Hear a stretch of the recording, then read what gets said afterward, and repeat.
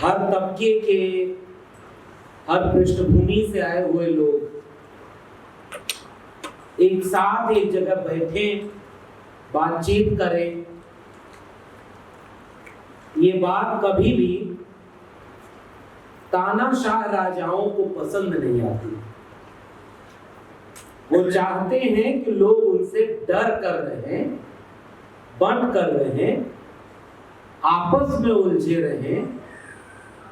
मैं शुक्रिया अदा करता हूं उन 80 संगठनों का जिन्होंने इस साजिश को समझ करके एक होने और बहुत डाइवर्सिटी में एक होने का ये अभियान शुरू किया है। इसके लिए मैं उन सभी आयोजकों को बहुत बधाई देना चाहता हूं। कई बार आधी लड़ाई उसी दिन जीत ली जाती है जिस दिन तमाम तरह के डर के माहौल में कोई निडर होकर लड़ने की हिम्मत कर ले। फिर इस बात से बहुत फर्क नहीं पड़ता कि वो लड़ाई आप जीते या नहीं जीते, लेकिन ऐसे वक्त में कोई लड़ने की हिम्मत करके खड़ा हो गया और आंख में आंख डाल करके कहे, इसलिए उम्मीद जिंदा रहती है। हौसलों में फकत उतार सही, वक्त ज्यादा ही बेहिसाब सही, नाउम्मीदी से लाख बेहतर है एक उम्मीद दागदार से। कोई भी रात इतनी घनी रात नहीं होती कि सूरज के उगने की उम्मीद ही खत्म कर दे। कोई भी वक्त इतना बुरा हो ही नहीं सकता कि लड़ने की जगहें खत्म हो जाए। कोई भी तानाशाह इतना बड़ा नहीं हो सकता कि उसकी कुर्सी एक न एक दिन चले न जाए। इसी उम्मीद के साथ युवाओं का कार्यक्रम होना चाहिए और मैं इसलिए भी बधाई दूंगा इस कार्यक्रम के आयोजकों को, जहां से मैंने बातचीत शुरू की। हर विषय पर बातचीत हुई, लगभग जिन विषयों पर आज बात होनी जरूरी, महिलाओं के विषय पर बात हुई, लेकिन यहां केवल ये नारा नहीं लगा कि बेटी पढ़ाओ बेटी बचाओ। हकीकत में बेटी की समस्या क्या है और उसका समाधान कैसे होगा, उस पर बात हुई। सोशल मीडिया पर बात हुई। हमारे दोस्त ने बहुत शानदार प्रेजेंटेशन दिया। बस उस प्रेजेंटेशन में ये बताना भूल गए कि आजकल तो डियर प्राइम मिनिस्टर भी अपने चैनल को लाइक करें, सब्सक्राइब करें, बेल आइकॉन दबाएं की अपील करते हुए, तो वो नहीं कराया गया। लेकिन उसका कैसे इस्तेमाल करना है और उससे कैसे बचना। पैरासीटामोल की दवाई भी गलत ढंग से खा ली जाए तो रिएक्शन कर जाती है। यहाँ तो आप एक नेता का भाषण इतना गलत डायरेक्शन से ले रहे हैं, बदहजमी होनी लाजमी है। और उनके भाषण का झूठ कैसे लोगों को बरगला रहा है। पापा युद्ध रुकवा दिया, हमें विदेश से बाहर से ले आए। सोचिए, खुले आम झूठ। पहले क्या होता था, झूठ कोई बोलता था तो अगल बगल देख लेता था कि कोई सुन तो नहीं रहा है कि हमें सामने वाले को मूर्ख बना रहे। अब तो खुलेआम मूर्ख बनाया जा रहा है। ये देख करके कि मान जाते, कितने पापा लोग इस पे खुश हो गए।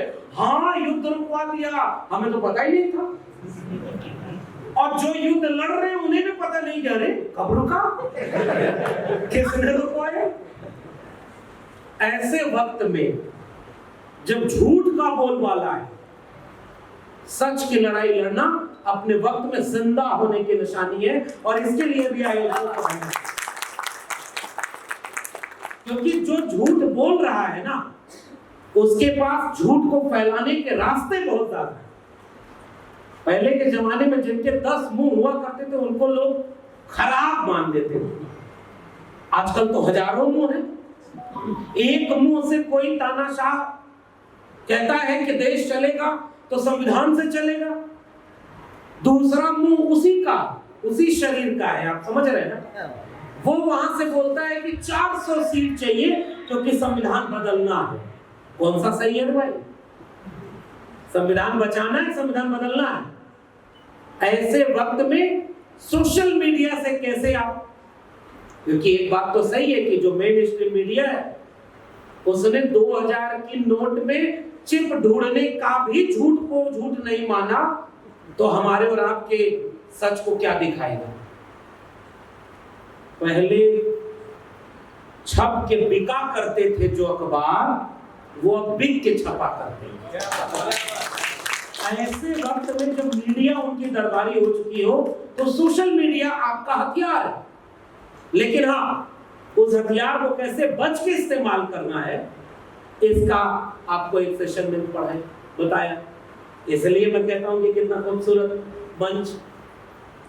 एक दोस्त ने ओबीसी के मसले पर बात की, मानवाधिकार पर बात हुई, एकेडमिक इंस्टीट्यूशन में माइनॉरिटीज को लेकर के क्या दिक्कत हुई। मेरे परिचय में संचालिका जी ने कहा कि मैंने एक किताब लिखी है जो बेस्ट सेलर हो गई, और ये बात भी मुझे ही बतानी पड़ रही है क्योंकि ये भी बात मीडिया से गायब है, जैसे इलेक्टोरल बॉन्ड वाली खबर गायब है। इस पर बात नहीं हो रही। लेकिन सच को, मैं महाराष्ट्र की जमीन पर खड़ा हूं, यहां के एक पुरखे ने हमारे लिखा कि हथेली से सूरज नहीं ढका जा सकता। उनका नाम है महात्मा ज्योतिबा फूले, और उन्होंने जो सबक हमें सिखाया है, स्याह रात नाम लेती नहीं ढलने का, यही तो वक्त है सूरज तेरे निकलने का। और इसलिए ये बात हम खुद बताएंगे कि जब हमारे दोस्त यहाँ पर खड़े होकर रोहित वेमुला, पायल तड़वी को याद कर रहे थे, मुझे अपनी किताब का कुछ चैप्टर याद आने लगा। आपका मन करे तो पढ़िएगा। मैं अपनी किताब का प्रचार करने नहीं आया हूं क्योंकि मैं प्रधानमंत्री नहीं। वो एक सूचना थी जो आप तक पहुंच गई, आपका मन करे तो पढ़िएगा। वैसे एक सूचना ये है कि मराठी में लोगों ने उसे इतना प्रेम दिया है कि उसका मराठी में भी ट्रांसलेशन हो रहा है, जो बाबा साहब की जयंती के पहले लॉन्च हो जाएगा, और हो सकता है वो मराठी में भी आपको पढ़ने को मिले, यानी प्रोत्साहन की जाएगी मराठी में। और उस किताब को इसलिए याद कर रहा हूं कि वो पूरी की पूरी किताब मैंने डेडिकेट की है तो रोहित वेमुला और उनके जैसी अधूरी रह गई संभावनाओं के नाम। इस कार्यक्रम का नाम है युवा परिषद। तो इस देश के नौजवानों का ही कौन कौन होना चाहिए? हमें इस मंच से रोहित वेमुला को याद करना पड़ेगा जिनकी सांस्थानिक हत्या की गई। एक ऐसा नौजवान जो कार्ल सगान की तरह वैज्ञानिक बनना चाहता था, फेलोशिप रोक दी। क्यों रोकी? रोहित वेमुला, महाराष्ट्र के लोगों, इशारा आप भी समझते होंगे, अगर रोहित वेमुला जय भीम बोलते हुए उनका वाला नारा भी लगाने लगता तो उससे किसी को कोई दिक्कत नहीं होती। जैसे महाराष्ट्र में बहुत सारे लोग जय भीम बोलते हैं, दिल्ली पहुंचते पहुंचते वो कुछ और हो जाता है। समझ रहे हैं ना? लड़ाई देखिए, इस मंच पर खड़े होकर केवल अपने वैचारिक प्रतिपक्षी की आलोचना करें, इतने से ही काम नहीं चलेगा। थोड़ा झाड़ू घर के अंदर भी लगाना पड़ेगा। कहीं गलती हमारी भी तो है कि बाबा साहब डॉक्टर अंबेडकर ने मंदिर जाने के आंदोलन को बंद कर दिया एक समय के बाद, और जाते जाते मिलिंद कॉलेज जैसा कॉलेज खोलकर गए और ये कह के गए कि शिक्षा वो शेरनी का दूध है, उसे जो पिएगा वो दहाड़ेगा। एजुकेट, ऑर्गेनाइज और एजुकेट, पढ़ा, शिक्षक बनो, संगठित रहो, संघर्ष करो। आज बाबा साहब होते तो उसमें कुछ चीजें और जोड़ते और उसको कहते कि रीड, राइट एंड फाइट, पढ़ो, लिखो और लड़ो। ये आपके नौजवान और जिंदा होने दोनों का प्रयास है। और बाबा साहब का बनाया हुआ संगठन कितने टुकड़ों में बटा है, ये हमसे बेहतर आप जानते हैं। बुद्धिस्ट सोसाइटी ऑफ इंडिया के कितने टुकड़े हुए? रिपब्लिक पार्टी ऑफ इंडिया के कितने टुकड़े हुए? तो ये कुछ मूल्यांकन तो हमें अपना भी करना होगा, क्योंकि यही बगल में नागपुरी संतरे के बाद जो एक चीज और प्रसिद्ध है, अगले साल उसका 100 साल पूरा होने जा रहा है। मैं नाम नहीं लूंगा क्योंकि एक वैचारिक मंच है और समझदार को इशारा काफी है। इस मंच से अगर नाम लेंगे तो हम अपने वैचारिक लोगों का नाम लेंगे, संविधान का नाम लेंगे, बाकी किसी को हम उतना महत्व नहीं मानते कि ऐसे वैचारिक मंचों से उनका नाम लें। लेकिन इस बात को कहना आज के वक्त में जरूरी है कि जब हमारा एक साथी यहाँ खड़े होकर एक भारत का दृश्य आपके सामने रख रहा था कि इस देश के विश्वविद्यालय, स्कूल और कॉलेज अब इतने सांप्रदायिक हो गए हैं कि एक शिक्षिका अपने ही विद्यार्थी को बुलाकर उसको मुस्लिम होने की वजह से ऐसी बात बोलते हुए उसी के विद्यार्थियों से पिटवा रही है। जहर का पता नहीं साहब कितना फैल चुका है। और मेरे अपने दिल्ली विश्वविद्यालय जिससे मुझे निकाल दिया, मैं तो एक बहिष्कृत प्रोफेसर हूं। मैंने बचपन में चाय नहीं बेची, लेकिन मेरे घर वालों ने दूध बेचा। मैंने भीख नहीं मांगी, मेरे घर वालों ने मेहनत किया और मुझे पढ़ाया। अगर हमारे घर वाले न होते तो हम यहां तक नहीं पहुंच पाते। और जिस प्रोफेसर की डायरी की बात मैं करना चाहता हूं, वो बिके कितनी बिके ये इंपॉर्टेंट नहीं है, लेकिन जिस कलम और किताब ने हम जैसे नौजवानों को बनाया है, उस कलम और किताब की कहानी है प्रोफेसर की डायरी में, इसलिए आपको उसे पढ़ना चाहिए। कि अगर कलम और किताब न होती तो मैं यूपी के आजमगढ़ में कहीं गाय भैंस चरा रहा होता, दूध बेच रहा होता। आज मैं 14 साल प्रोफेसर रहने के बाद, इलाहाबाद यूनिवर्सिटी का टॉपर होने के बाद, आंख में आंख डाल करके तानाशाहों से निडर होकर सवाल पूछने के बाद, नौकरी से निकाल दिए जाने के बाद भी उन्होंने सोचा था कि नौकरी छीन लेंगे तो चुप हो जाएगा, डर जाएगा। हमने भी तय कर लिया कि जुल्म के साए में लब खोलेगा कौन, और हम भी चुप रहे तो फिर बोलेगा कौन। ये जो हिम्मत और ताकत मिली है, ये कलम और किताब से मिली, अपने वैचारिक पुरखों से मिली। इसलिए आज के नौजवानों को एक पैगाम अगर कोई देना चाहेंगे हम, तो कलम और किताब हर हाथ तक पहुंचे, ऐसा भारत बनाना होगा। और इसलिए मैं कह रहा हूं, उस प्रोफेसर की डायरी में मैंने वो फलसफे लिखे हैं कि आज वही कलम और किताब कैसे लोगों के हाथ से छीनी जाए। हमारे दूसरे दोस्त जब अभी हमसे ठीक पहले बोल रहे थे, कहां तो इस देश में ये नारा लगा था, समाजवादी आंदोलनों का नारा हुआ करता था, रोटी कपड़ा सस्ती हो, दवा पढ़ाई मुफ्ती। पढ़ाई और दवाई मुफ्त हो, किसी की जेब में पैसा है इससे तय ना हो कि उसे पढ़ाई मिलेगी या नहीं मिलेगी, वो स्कूल मिलेगा या नहीं मिलेगा। और आज कहां पहुंच गया, पढ़ेगा इंडिया तो आगे बढ़ेगा इंडिया। जुमलेबाजी में नारे तो आपने भी खूब लगाए, और पॉलिसी बनाई, न्यू एजुकेशन पॉलिसी, न पढ़ेगा इंडिया न आगे बढ़ेगा इंडिया। ये पॉलिसी बनाई है जिसको new education policy, national education policy. एक एग्जांपल दूं उसका, पहले यूजीसी हुआ करता था, यूनिवर्सिटी ग्रांट कमीशन, यानी यूनिवर्सिटीज को चलाने के लिए ग्रांट कौन देगा, गवर्नमेंट देगी।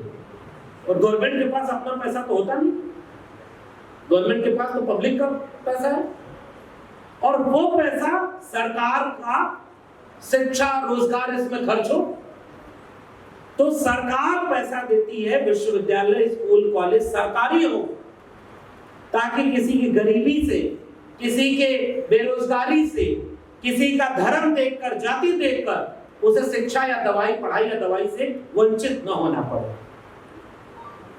इसलिए डेमोक्रेटिक स्टेट में राज्य की जिम्मेदारी थी कि पढ़ाया जाए,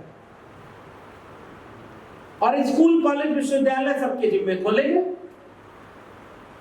यूजीसी उस फंडिंग एजेंसी का नाम था जो फंड करती थी, और न्यू एजुकेशन पॉलिसी कहती है कि अब हेफा बन गया है हायर एजुकेशन फंडिंग एजेंसी, जो लोन देगी। अगर एक एजुकेशन सिस्टम है तो वो लोन लेगा, और लोन कितने दिन में चुकाएगा ये उसको बताना पड़ेगा।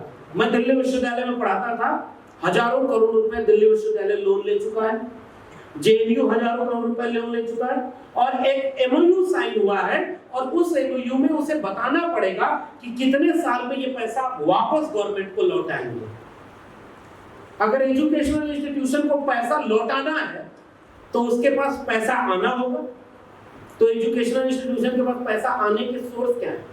दो ही काम करेगा, ज्यादा से ज्यादा पैसा आए और खर्च कम हो।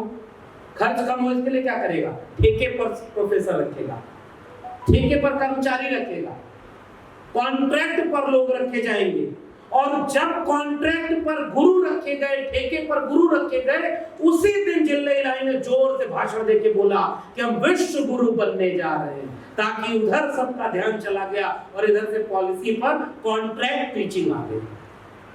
ये चोरी हो रही है।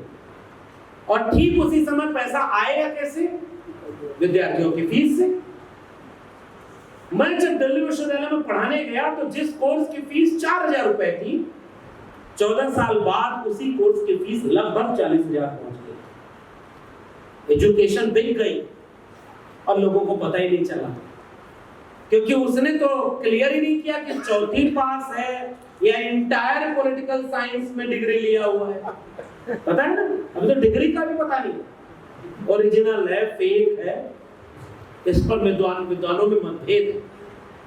लेकिन आपको ये बात तो करनी थी कि आप एजुकेशन तो सबको दें। नौजवानों का सम्मेलन हो रहा है, एक बात सोचकर बताइए, अगर एजुकेशन छीन ली जाएगी, एक पीढ़ी लगभग 65 करोड़ लोग नौजवानों की उम्र के हैं इस देश में। दुनिया का सबसे नौजवान देश कौन है? भारत। तो दुनिया के सबसे ज्यादा युवा कहां हैं? भारत में। लेकिन दुनिया के सबसे ज्यादा युवा क्या यूपीएससी की तैयारी कर रहे हैं? क्या एसएससी की तैयारी कर रहे हैं? क्या मेडिकल और इंजीनियरिंग की तैयारी कर रहे हैं? क्या विश्वविद्यालयों में है? नहीं, कांवड़ ढोने में, दंगे में है, धार्मिक लड़ाई कराने में है। अगर ये दुनिया के सबसे ज्यादा युवा विश्वविद्यालय, स्कूल, कॉलेज में होते तो वाकई विश्व गुरु बन जाते। लेकिन फिर उनकी दुकान बंद हो जाती, जो धर्म के नाम पर लड़ाते हुए कह रहे हैं कि मेरी झोपड़ी के भाग आज खुल जाएंगे। समझ गए ना? ये नौजवानों के साथ सबसे बड़ा धोखा इस देश में किया गया। अगर कोई नौजवान शिक्षित ही नहीं होगा, मैं डेटा देख रहा था 10 मई 2022 का नवभारत टाइम्स का एक डेटा है, क्योंकि अब तो आंकड़े बंद हो गए, अब तो आंकड़े नहीं आएंगे। अब तो हो सकता है सुप्रीम कोर्ट को कहना पड़े इलेक्टोरल बॉन्ड की तरह कि बताओ, तो हो सकता है पीएमओ की तरफ से एक लेटर आए, 30 जून तक बता पाएंगे। बहुत बड़ा काम है, बहुत डेटा कलेक्शन करना पड़ेगा, बहुत टाइम लगेगा। फिर कोई जज ये बात भूल जाए कि उसका भी जज लोया हो सकता है, अगर वो हिम्मत दिखा दे तो 24 घंटे के अंदर डेटा पब्लिक हो जाए। चोरी कौन कर रहा था भाई? और वह जज अगर उस तरह का डेटा रिलीज कर पाया, तब जा करके पता चला कि चोरी कहां हो रही थी। लेकिन एक गैर सरकारी संस्था आंकड़े दे रही है, 2019-2020 के बीच में इस देश के 51,108 स्कूल सरकारी जो थे वो बंद हो गए। अभी हमारे साथी महाराष्ट्र के स्कूलों को बता रहे हैं, ये एक साल में 50 हजार सरकारी स्कूल बंद हो रहे हैं। पिछले 10 साल में कितने स्कूल बंद हो गए होंगे? जब नए स्कूल खोले जाने चाहिए तो आपके सरकारी स्कूल बंद हो रहे हैं। नए विश्वविद्यालय खोले जाने चाहिए तो डीयू और जेएनयू की फंडिंग कम की जा रही है। 40% सिलेबस ऑनलाइन मोड में चला जा रहा है, और वहां पर वैकेंसीज जो आ रही है वो कॉन्ट्रैक्ट पर रखी जा रही है। ये लास्ट है जिसमें परमानेंट लोग हैं। नौजवानों को यहां से धोखा दिया जा रहा है, युवाओं को वहां से रोका जा रहा है। और इसलिए जिल्लई का फरमान आया। जिल्लई जब मैं कह रहा हूं तो आप समझ रहे होंगे किसको कह रहा हूं। फकीर 2014 में बोले थे, मैं रेलवे स्टेशन पर चाय बेचा करता था, मुझे अगर आप प्रधानमंत्री बना देंगे, कितना रोजगार प्रतिवर्ष? बताइए भाइयों बहनों, आप बताओ। क्योंकि अगर आप यहाँ बहुत पैसे होकर बैठे रहेंगे तो यहाँ से बाहर जाकर लड़ाई क्या लड़ेंगे? अभी हमारे साथी कह रहे हैं, इस बात को गांव-गांव तक ले जाना है। कितने करोड़ रोजगार प्रतिवर्ष? 2 करोड़ रोजगार। तो 10 साल में कितना रोजगार हो जाता? 20 करोड़ रोजगार। 20 करोड़ रोजगार कहां मिला? मिला है वहां मिला है जहां से चंदा आया, मजदूरी। जबकि रोजगार का मतलब क्या था? उसी चुनावी भाषण में बोल देते कि पकौड़ा बेचना भी रोजगार है।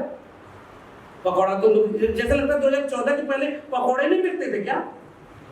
और कौन पकौड़ा बेचने वाला आईएएस बनने के लिए रोजगार तुमसे मांग रहा था? लेकिन जो पीएचडी कर लिया हो उसको पकौड़ा बेचवा दो, इसे कहते हैं न्यू इंडिया का तानाशाह। ये न्यू इंडिया नौजवानों को इसके बाद भी अगर कुछ न समझ में आ रहा, इस देश के नौजवानों को अगर इसमें भी मजा आ रहा है कि पकौड़ा बेच रहे हैं, तो फिर 80 संगठन क्या 800 संगठन मिल जाए तो कुछ नहीं हो पाएगा। क्योंकि उनके सोशल मीडिया पर 1 मिनट की एक रील्स आएगी और उस रील्स में गाना होगा, भाइयों बहनों जो राम को लाए हैं हम उनको लाए। कहां से लाए हो? कब लाए? कहां गए थे राम? हमने तो अपनी किताबों में पढ़ा कस्तूरी कुंडल बसे मृग ढूंढे बनमाय, और ऐसे घट घट राम है दुनिया देखे ना। मुझको कहां ढूंढे रे बंदे, मैं तो तेरे पास में, ना मैं मंदिर ना मैं मस्जिद ना काबे कैलाश में, ना मैं जब में ना मैं तब में ना मैं व्रत उपवास में, खोजी हो तो तुरते मिलो पल भर की तलाश में। कहे कबीर सुनो भाई साधो मैं तो हूं विश्वास में, और तुम उनको लाए हो।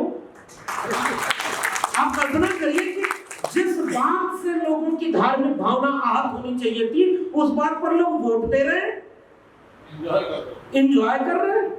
भगवान से भी बड़े हो गए उनको लाने वाले। एक फोटो देखी थी सोशल मीडिया पे, राम छोटे हैं और राम को लाने वाले।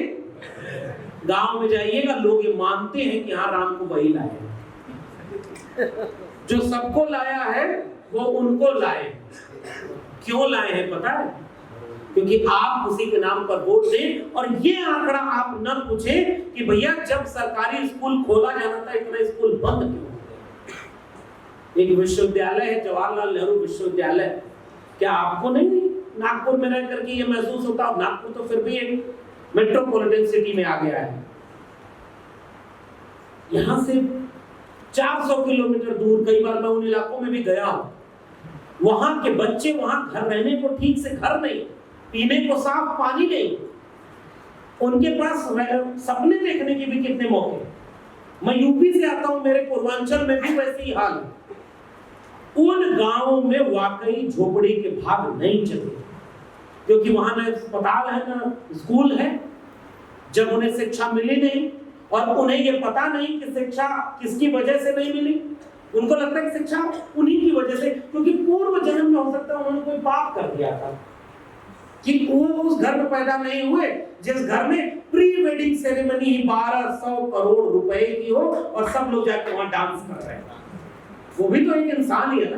प्री वेडिंग सेरेमनी 1200 करोड़ रुपया, जाने कितने स्कूल उसमें बन जाते, जाने कितने किसानों का कर्जा माफ हो जाता।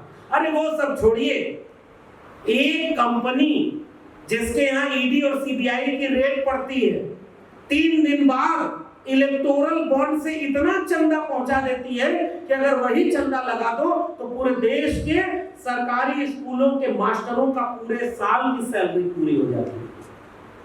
पैसा कहां है और जा कहां रहा है? मास्टर की फीस सैलरी देने के लिए पैसा नहीं है। और नौजवानों को लगता है कि हमारे से क्या मतलब, I don't care because I hate politics. नौजवानों को सिखाया गया पॉलिटिक्स से दूर रहना, और घर के लोग भी हमारे घर में भी सिखाया। घर में जब इलाहाबाद पढ़ने गया तो मैं थोड़ा बचपन में शरारती था, उतना शरारती नहीं था कि मतलब मगरमच्छ के बच्चे को पकड़ के ले आऊं तो सामान्य व्यक्ति था। तो वो जब मैं इलाहाबाद गया तो मेरे घर वालों ने बहुत सख्त हिदायत दी, और मैंने अपनी किताब में भी ये बात लिखी, चुपचाप कलम और किताब से वास्ता रखना, राजनीति से दूर रहना। डॉक्टर राम मनोहर लोहिया उन्होंने कहा कि जो अच्छे लोग राजनीति से दूर होंगे तो बुरे लोगों की राजनीति की शिकार होंगे। आज आप किसके शिकार हो रहे हैं? स्टूडेंट की फीस कितनी होगी कौन तय कर रहा है? पॉलिटिक्स तय कर रही है कि नहीं कर रही? न्यू एजुकेशन पॉलिसी में 40% सिलेबस ऑनलाइन मोड में हो गया। अब वैकेंसीज कम होंगी, फेलोशिप कम हो रही। फेलोशिप देने के लिए सरकार को पैसा नहीं है। 6-6 महीने, 8-8 महीने, 10-10 महीने से फेलोशिप बंद है। मौलाना आजाद फेलोशिप जो माइनॉरिटीज के बच्चों को दी जाती थी वो फेलोशिप बंद है। ओबीसीज को जो फेलोशिप दी जा रही थी उसमें से कई फेलोशिप बंद है, उसके लिए पैसे नहीं है। और बच्चों को सिखाया जा रहा है पॉलिटिक्स मत करना, क्योंकि स्टूडेंट यूनियन बंद कर दिया गया, छात्र संघ खत्म। पता है छात्र संघ से नौजवान नेता पैदा हो गए। इसलिए आज इस युवा परिषद की बात को गांव-गांव पहुंचाने की जरूरत है कि भैया नौजवानों, फ्रांस भी एक देश था और फ्रांस में जब महंगाई बढ़ गई थी तो नौजवान अपने स्कूल, कॉलेज, विश्वविद्यालय से निकलकर फ्रांस की सड़कों पर उतरकर छात्र आंदोलन किया था।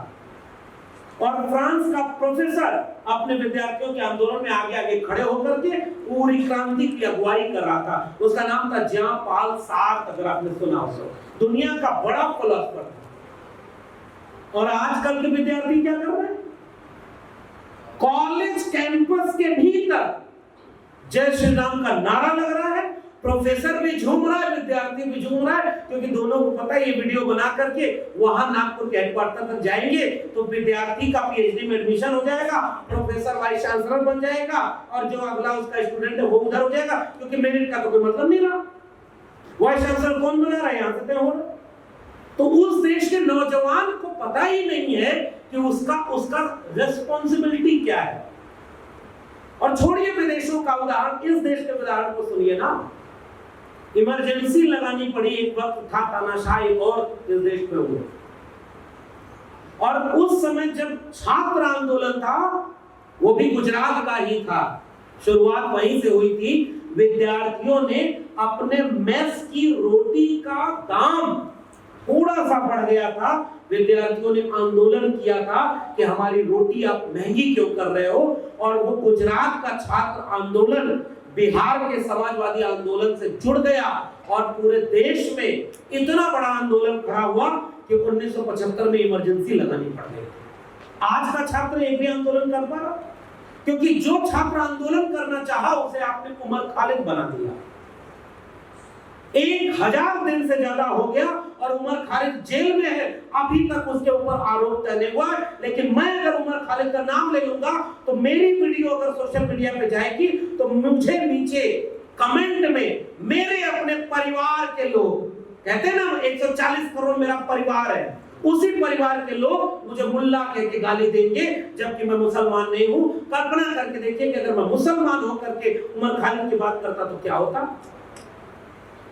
और नौजवान को गाली देने वाला बना है। जब वो सोशल मीडिया का हमारे दोस्त बता रहे थे, वो नौजवान ट्रोलर बन गया है 2 रुपए का। उसे पता नहीं 2 रुपए में पेमेंट होता है कि नहीं, क्योंकि पेटीएम में धोखा दे के बात गया।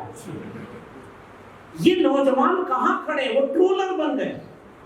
तो जो छात्र आंदोलन से एक बड़ा आंदोलन खड़ा हुआ था, यही जेएनयू जब अपनी फीस के लिए लड़ रहा था तो जेएनयू को बदनाम करने का किस्सा गांव-गांव सुनाया जा रहा था।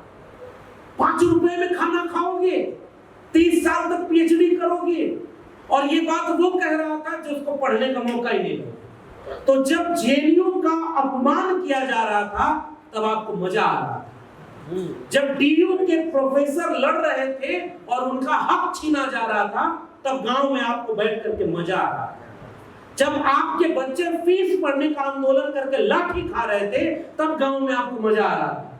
और जब डीयू जेएनयू बर्बाद हो गया तो आपको पता ही नहीं चल रहा है कि अब किस बात पर मजा लिया जाए। इसलिए इस युवा परिषद में अगर एक कोई बात गांव तक पहुंचानी है तो वो ये कि शिक्षा बर्बाद हो गई तो चेतना ही नहीं मिलेगी, और चेतना नहीं आएगी तो फिर उसका क्या ही होगा। कोई आएगा व्यापारी और झूठ बोलेगा, तमाशा दिखाएगा। जैसे एक व्यापारी आया था, एक किस्सा सुनाता हूं, 2-4 बातें और करके फिर विदा दूंगा। एक किस्सा है, 2 गुजराती भाई थे। मैं गुजराती 2 लोगों का नाम ले रहा हूं तो आप अन्यथा न लीजिएगा कि किसकी बात कर रहा हूं। व्यापारी थे, बिजनेसमैन। और उन्होंने कभी भी भाषा में ये नहीं कहा था कि बिजनेस मेरे खून में है। व्यापारी ने कहां से खेल बचा। उनका मन भोजपुरी इलाके का, थोड़ी बहुत भोजपुरी आप समझ लेते हैं। उसका नाम था चिनवा और पटवा, दो भाई थे। दोनों ने तय किया कि यार पढ़ाई तो हमने की नहीं, चलो अब क्या करते हैं, कोई स्टार्टअप शुरू करते हैं। तो नया स्टार्टअप शुरू किया कि हम दाल का बिजनेस करेंगे। तो जो सबसे उस इलाके में अरहर और चने की दाल कम होती, तो लोग मसूर की दाल खाते थे, जो उतनी अच्छी नहीं। बहुत ध्यान से समझिएगा इस किस्से को। उन्होंने कहा कि ये नया स्टार्टअप ये होगा कि हम पूरे इलाके से मसूर की दाल खरीद कर इकट्ठा कर लेंगे और जब उचित समय देखेंगे तब इसको बेचेंगे। उन्होंने पूरे इलाके से मसूर की दाल इकट्ठा कर ली, लेकिन उस साल उनका नसीब देखे कि अरहर और चने की दाल की पैदावार बहुत अच्छी हो गई। अब लोग अरहर और चना सस्ती मिल रही है तो उसको खा रहे, मसूर का कोई खा ही नहीं रहा, कुछ ही नहीं रहा। उन्होंने कहा अब क्या होगा। दोनों गुजराती थे, दिमाग लगाया। उन्होंने कहा कि चलो एक पॉलिसी बनाते हैं, एक योजना बनाते हैं। रात के समय थोड़ा अंधेरा हुआ, गांव के बगल में श्मशान घाट था जहां लाश को जलाते थे। पेड़ पर दोनों भाई चढ़ गए। एक तरफ से एक भाई बोला कि तुम कौन, तो दूसरा बोला मैं भूत हूं। उसने कहा क्या कहने आए हो यहां, तो कहा एक संदेशा लेकर आया। तो अगल बगल से जो लोग गुजर रहे थे उसमें से थोड़े लोग रुक गए। उन्होंने कहा क्या संदेशा लेके आए हो। उसने कहा कुछ दिन में हमारे लोगों की आबादी इस इलाके में बढ़ने वाली है, इसलिए जल्दी से सीए लागू कर दो। कैसे बढ़ने वाली है भूतों की आबादी। उसने कहा कि इस गांव में हैजा फैलने वाला है। तो कहा हैजा फैलने वाला है, तब तो लोग मरेंगे और आबादी बढ़ेगी। कहा कि फिर, तो कहा कि लेकिन एक चालाकी अगर किसी गांव वाले ने कर दी तो वो बच जाएगा। लेकिन क्या चालाकी, तो दूसरा बोला कि पहले देख लो अगल बगल कोई सुन तो नहीं ना। फिर उसने पेगासस चेक कर लिया कि कहीं लगा तो नहीं है। उसके बाद फिर दूसरे ने देख लिया, क्योंकि चोरी से ये थोड़ा देखना था कि कोई सुन नहीं रहा, ये देखना था कि अच्छा दो चार जगह मैसेज जा रहा है कि नहीं जा रहा। और जब उसके बाद उसने कहा कि अगर लोग 10 दिन लगातार मसूर की दाल खाएंगे तो हैजा से बच जाएंगे। और देखते ही देखते सुबह होते होते ये खबर पूरे गांव में फैल गई। लोगों ने अपने अरहर और चने की दाल को किनारे रख दिया और लोग खोजने लगे कि मसूर की दाल कहां मिलेगी। 10 दिन लगातार खाना है ताकि हैजा से बचना है। और देखते देखते उसी दिन उन्होंने जितना स्टोर किया था उसको दुगने दाम पर बेच दिया। और उसके बाद जब चोरी पकड़ी गई तो विदेश भाग गए। इन दो भाइयों ने किया क्या, जियो दन दनादन। याद आया, मुफ्त में इंटरनेट, गांव तक मोबाइल, और जैसे ये चीज गई उसका सदुपयोग करने की ट्रेनिंग तो अपने युवाओं को दी नहीं थी। तो उसका दुरुपयोग करने वाला बिजनेसमैन वही है जो 1200 करोड़ रुपया अपने बच्चे के प्री वेडिंग में खर्च कर रहा है, क्योंकि उसको अपने बच्चे का बिजनेस लॉन्च करना था। 1 साल उसने फ्री में इंटरनेट दिया, आपको आदत लगवाई, और अगले साल से आप भी 400, 500, 1000 रुपए इंटरनेट का खर्च कर रहे हैं, क्योंकि अब आपको आदत लग चुकी है। कभी सोचा है इस देश का पूरा अर्थतंत्र कैसे कमजोर किया जा रहा है? और इसलिए मैं अगर आज यहां खड़े होकर सोचूं कि इस सब का रास्ता क्या होगा, ये तो समस्याएं हम गिनाते चले गए। चंद दिनों बाद चुनाव होने वाला है साहब, आज ही इलेक्शन की घोषणा हो। कल्पना करिए कि इलेक्शन कमीशन आज तक विपक्षी दलों को कायदे से ईवीएम की जांच करने नहीं दे रहा है और शायरी सुना रहा है वहां बैठ करके कि अपनी हार का ठीकरा फोड़ने मुझ पर मत आया। जिले लाइए पर विद्यार्थियों से चर्चा कर रहे थे, परीक्षा पर चर्चा, और परीक्षा पर चर्चा करते हुए उन्होंने विद्यार्थियों से पूछा कि कौन सा पेपर आपको सबसे टफ लगता है, सबसे कठिन लगता है। एक शरारती विद्यार्थी ऐसे ही युवा परिषद से गया रहा होगा, उसने खड़ा होकर कहा, हुजूर बैलेट पेपर। 7 चरण में चुनाव हो रहा है ना, बैलेट पेपर से कितने चरण में होता था? सोचिए देश कहां पहुंच गया, कोई लॉजिक ही नहीं बचा था। ईवीएम मशीन इसलिए लाई गई थी कि कम समय में चुनाव हो जाएगा, जल्दी चुनाव खत्म हो जाएगा और जल्दी गिनती हो जाएगी। उतना ही समय लग रहा है जितना बैलेट पेपर से लगता था। अच्छा आप बताइए, एक अवतारी आदमी दुनिया से बाकी देश छोड़ करके वो भारत में पैदा हुआ, 35 साल 40 साल भीख मांगी, मैं नहीं कर रहा, उसने खुद बताया, इंटायर पॉलिटिकल साइंस में डिग्री लिया, इतना पूर्ण बहुमत की सरकार बना रहा, आपकी बार अकेले 400 पार का नारा लगा, तो फुल क्रेडिट उसे मिलनी चाहिए। लोग ईवीएम पर क्रेडिट दे रहे हैं। आज ही उस अधिकारी को एक घोषणा कर देनी चाहिए थी कि इस बार का चुनाव बैलेट पेपर से होगा, ताकि लोग झूठी क्रेडिट ईवीएम को न दे, सारा मामला साफ हो जाता। लेकिन अब तो उसका समय बचा नहीं। झूठ की चोरी अब कैसे पकड़ में आएंगे? क्योंकि बैलेट पेपर होता तो लोकतंत्र का गला कैसे घोटा जाता है, इसकी चोरी चंडीगढ़ के मेयर के चुनाव की तरफ पकड़ ली गई होती। पता है मुझे आप? कैमरा यहाँ पे लगा है, बैलेट पेपर होता तो सिग्नेचर करते हुए एक आध बार तो देखते, डरो ऊपर वाले से, कोई है जो ऊपर से देख रहा है। अच्छा सोचो ना, जो राम को लाए हैं वो सबको लाएंगे और चोरी करते समय डरते भी नहीं है। कल्पना करिए ना कि चोरी करते हुए खुलेआम चोरी हो रही है, और सबसे बड़ी चोरी लोकतंत्र में आपके वोट की चोरी हो। तो बैलेट पेपर का तो चोरी पकड़ ली गई, और बैलेट पेपर ना होता तो चोरी पकड़ में आती क्या? इसलिए मैं एक बात कहना चाहता हूं और आपसे भी साझा कर रहा हूं। ये छात्र युवा परिषद है, वर्तमान भारत में युवाओं का भविष्य। इस विषय के आगे जो क्वेश्चन मार्क है ना, उसका जवाब अगले 50 दिन के भीतर मिलने वाला है। इसका जवाब अगले 50 दिन बाद ये मिलेगा कि अगर वर्तमान भारत है तो उसमें युवाओं का कोई भविष्य बचेगा भी या नहीं। 80 करोड़ लोगों को मुफ्त में 5 साल तक अनाज दिया जा रहा है। संविधान का पाठ हमने पढ़ाया नहीं, हमने सांप्रदायिकता की आग को फैलने दिया। एजुकेशन जब चौपट हो रहा था तो बचाया नहीं, फिर आप बचाएंगे किसको? एक कविता सुनिए, पहले वो आई यहूदियों के लिए, मैं नहीं बोला क्योंकि मैं यहूदी नहीं था। फिर वो आए ईसाइयों के लिए, मैं नहीं बोला क्योंकि मैं ईसाई नहीं था। फिर जब वो आए मेरे लिए तो कोई बोलने वाला बचा ही नहीं था। पहले वो आए मुसलमानों के लिए, बुलडोजर लेकर आए, मैं नहीं बोला क्योंकि मैं मुसलमान नहीं था। उस दिन ये भारत कहां खड़ा था जब फ्रिज में मांस किसका है इस बात को देख करके मंदिर के लाउडस्पीकर से ऐलान करके लिंचिंग कर दी गई, और उसके बाद होती रही। आज अगर लिंचिंग हो जाए तो किसी को फर्क नहीं पड़ेगा, क्योंकि अब तो उसका मामला ही खत्म हो गया। फिर वो आए किसानों के लिए, हम और आप नहीं बोले क्योंकि हम और आप किसान नहीं थे। शायद किसानों को 750 किसान मारे गए, अब की दिल्ली भी नहीं पहुंच पाए। देखा आपने, जितने लोग इसकी खबर दिखा रहे थे अकाउंट सस्पेंड, बंद कर दिया चैनल, और चौधरी चरण सिंह को भारत रत्न दिया है, किसानों के नेता।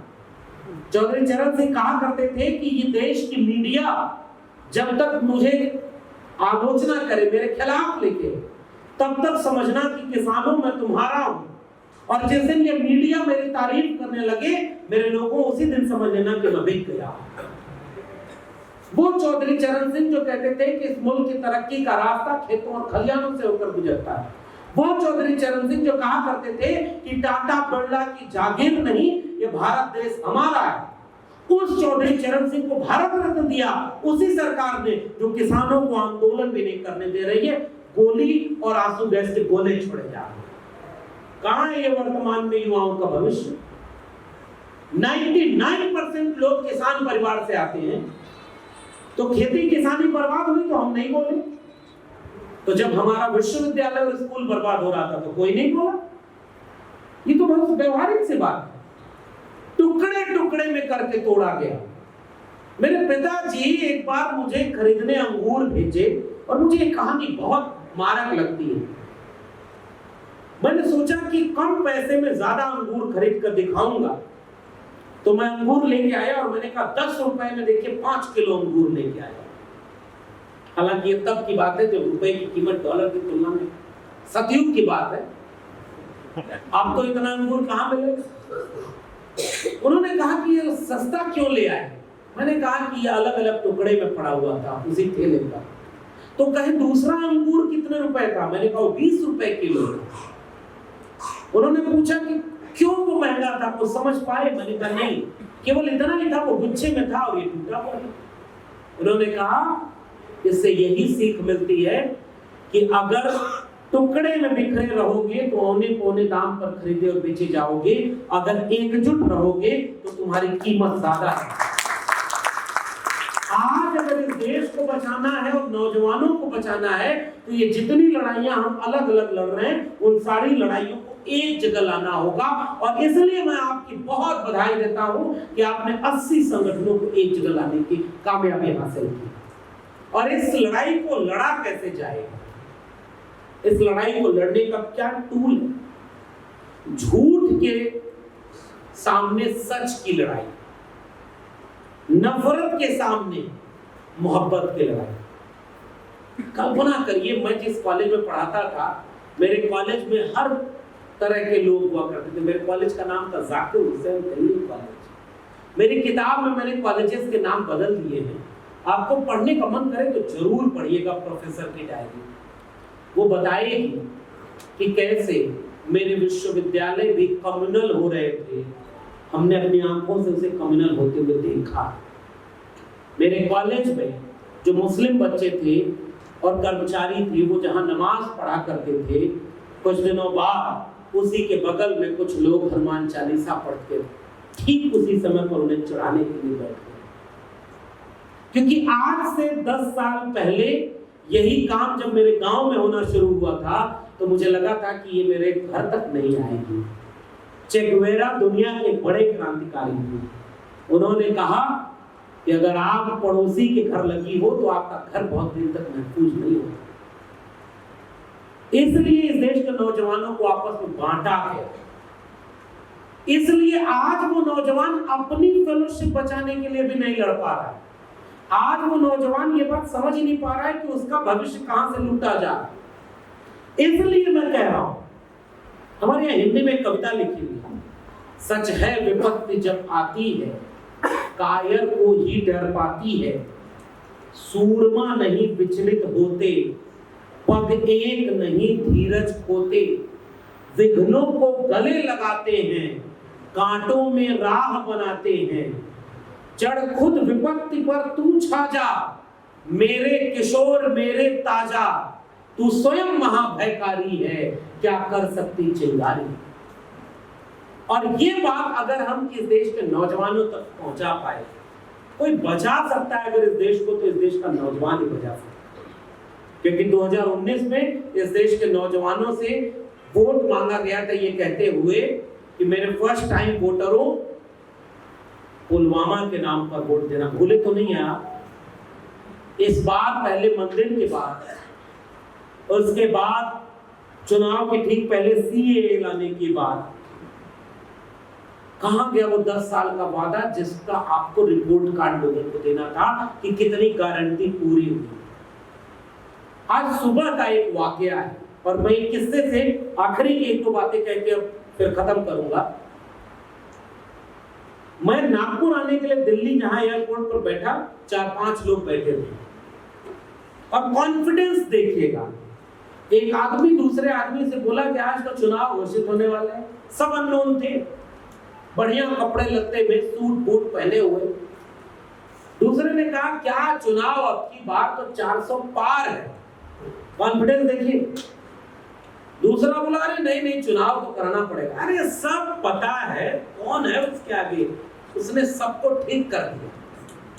तो कहा अरे नहीं वो तो गड़बड़ हो गई, इलेक्टोरल बॉन्ड में पकड़ में आ गया कि तुमने एक हाथ से चंदा लिया, दूसरे हाथ से उसको ठेका दिया।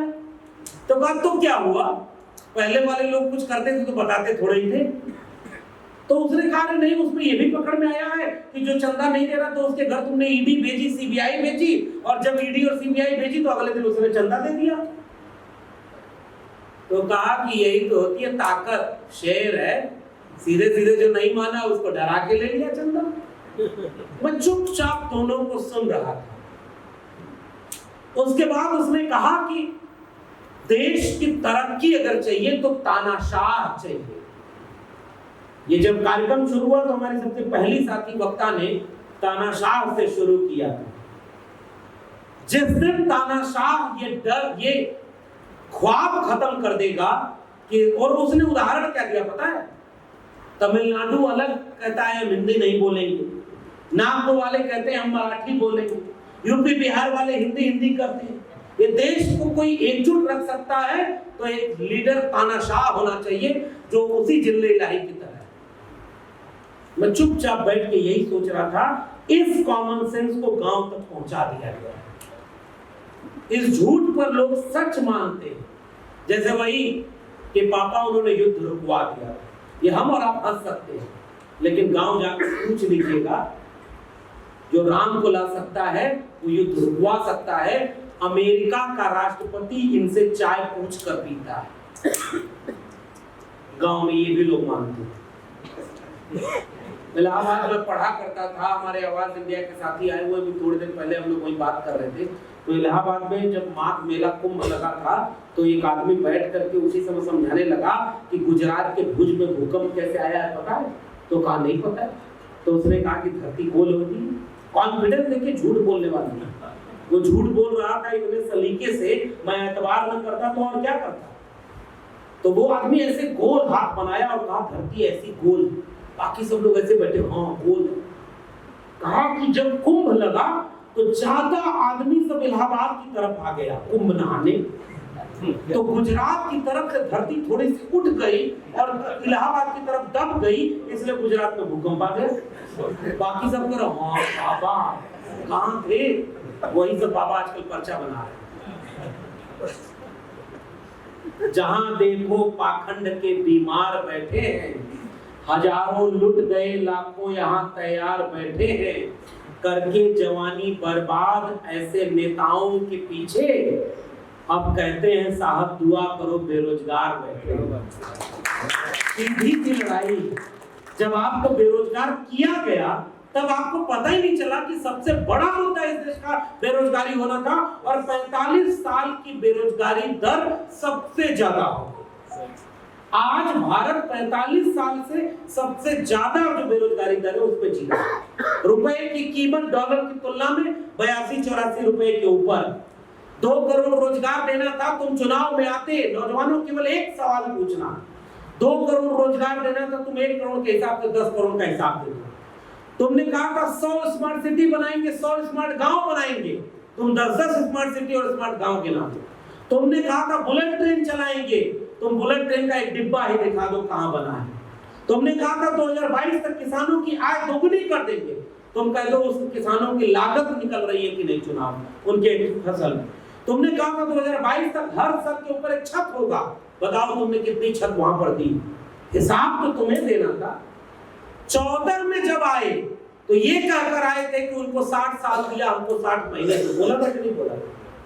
तो भैया 60 महीने की बजाय तुमने 120 महीने ले लिया, तो अब 120 महीने का हिसाब तो दोगे। नौजवानों, इस 50 दिन में अगर ये वाले सवाल हम लोगों के बीच पहुंचा पाए तो डेमोक्रेसी बचेगी। बाबा साहब डॉक्टर भीमराव अंबेडकर ने यही बात कही थी। आज से हम अंतर विरोधों के दौर में प्रवेश कर रहे हैं।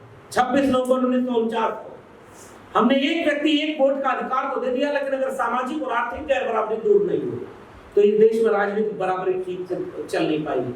ऑक्सफैम की रिपोर्ट 2023 में कहती है 100 रोटी और 100 आदमी के बीच बंटवारा क्या है, एक आदमी 40.5 रोटी कब्जा किए हुए है और 3 रोटी पर 50 आदमी गुजारा कर रहे हैं। अगर इस डेटा को एक्सटेंड कर दीजिए तो 95 लोग 5 रोटी पर जी रहे हैं और 95 रोटी 5 आदमी कब्जा किए हुए हैं। अगर 2024 में, क्योंकि उनके लोग कह चुके हैं कि इस देश के संविधान को बदलना है, बताइए तो छुपी हुई बात तो है। अगर संविधान नहीं बचेगा तो बचेगा क्या? इसलिए मैं केवल एक बात, एक आखिरी किस्सा सुना के जा रहा हूं। नौजवानों को अपने मुद्दे पर खड़ा होना होगा। आप पूछेंगे 2 करोड़ रोजगार प्रतिवर्ष कहां है, तो वो कहेंगे मंदिर वहां है। आप पूछेंगे 100 स्मार्ट सिटी, 100 स्मार्ट गांव कहां है, तो वो कहेंगे कश्मीर भारत में मिला लिया है। आप पूछेंगे कि किसानों की आय दोगुनी और सर पर छत कहां है, तो वो कहेंगे धारा 370 हटा दिया है। आप कहेंगे कि महंगाई और बेरोजगारी बहुत हुआ, महंगाई की बार अब की बार फलाने की सरकार, तो वो कहेंगे ट्रिपल तलाक से मुक्ति दिला दी। वो भटकाएंगे आप अगर अपने मुद्दे पर टिके रहे। एक बार सोच के देखिए ना कि वोट किस नाम पर देना चाहिए, और वो बरगलाने आते हैं और हम उस झूठ में फंस जाते हैं। एक आखिरी किस्सा सुना के विदा ले रहा हूं, इसी इशारे में सब कुछ है, और ये किस्सा बहुत महत्वपूर्ण है। एक जंगल में बाघ से एक गधा उलझ गया। गधा बोला घास काले रंग की है। बाघ बोला नहीं रे मूर्ख, ये घास हरे रंग की है, दिख नहीं रहा तुझे? गधा बोला ऐसे कैसे, अच्छे दिन आ गए हैं, ये काले रंग की घास है। बाघ बोला अरे तुम्हें दिखाई नहीं देता क्या, ये घास हरे रंग की है। दोनों लड़ने लगे। राजा के पास गए। राजा शेर था। शेर से दोनों ने फैसला कहा, सुनाइए। गधा बोल रहा है घास काले रंग की है, तो वो बोला कि देखिए घास हरे रंग की है।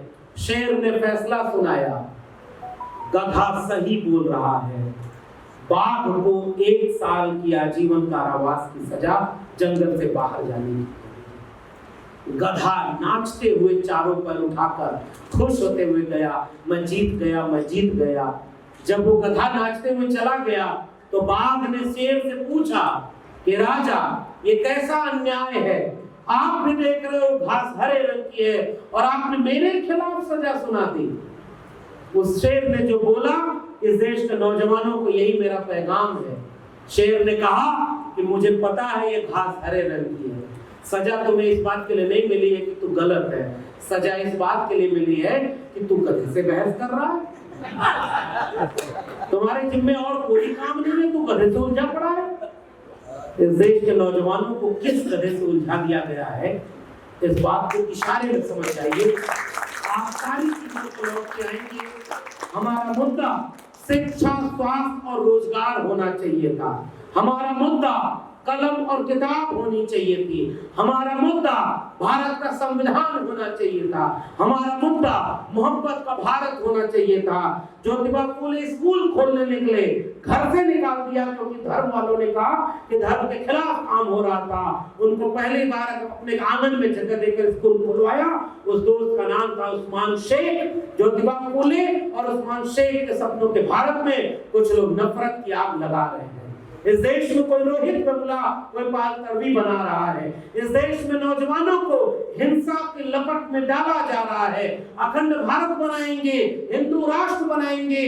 अगर 50 दिन में इस बात का फैसला नहीं हुआ कि ये देश किसी धर्म का होगा या संविधान से चलेगा, तो अगली बार पता नहीं वर्तमान भारत में युवाओं के भविष्य का कोई कार्यक्रम भी हो पाएगा या नहीं। इस बात की चेतावनी के साथ मैं अपने देश के आवाम से अपील और गुजारिश करूंगा कि वोट उन्हें दीजिएगा जो आपके बच्चों के भविष्य की बात करे।